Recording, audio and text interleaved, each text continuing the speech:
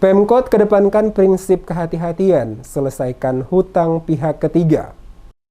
Persoalan pembayaran hutang ketiga yang belum diselesaikan oleh pemerintah kota Ambon dibawa ke kepemimpinan Wali Kota Richard Lonepesi dan Wakil Wali Kota Syarif Hadler, mau tidak mau harus mampu diselesaikan oleh penjabat Wali Kota Ambon yang baru, Bodewin Watimena. Setidaknya hutang pihak ketiga yang ditinggalkan pasangan Richard Syarif sebesar 90 miliar rupiah sebelum masa jabatan habis pada tengah tahun 2022 belum juga dilunasi. Terkait persoalan ini, penjabat Wali Kota Ambon Bodewin Watimena yang dikonfirmasi sejumlah wartawan di gedung DPRD Kota Ambon usai sidang paripurna Rabu 25 Mei belum bisa menjamin akan segera diselesaikan. Dikatakan selaku penjabat wali kota, dirinya tetap mengedepankan prinsip kehati-hatian. Bahkan terlebih dahulu melakukan identifikasi apakah hutang piutang dimaksud sudah sesuai dengan aturan yang berlaku.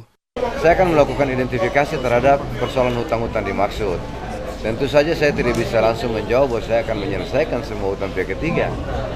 Ya, tetapi kita akan mengecek terlebih dahulu hutangnya seperti apa, apakah seluruh prosedur pengakuan hutang itu telah dipenuhi atau belum. Jadi kita ada dalam prinsip kehati-hatian seperti tadi disampaikan oleh Pak Wakil Gubernur dalam arahannya.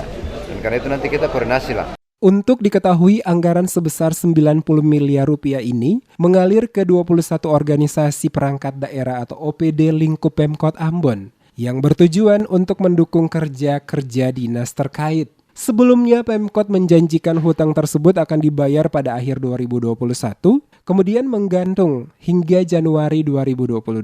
Hingga batas waktu yang dijanjikan, utang tak kunjung dibayar. Pada 27 Januari 2022 lalu, Kepala BPKAD Kota Ambon, Aprias B. Haspers, di hadapan Komisi 2 DPRD Ambon berjanji baru bisa melunasi pada Februari 2022. Tapi itu tidak direalisasikan juga, sampai pada pertengahan Mei 2022, belum ada kejelasan hutang itu bisa dilunasi.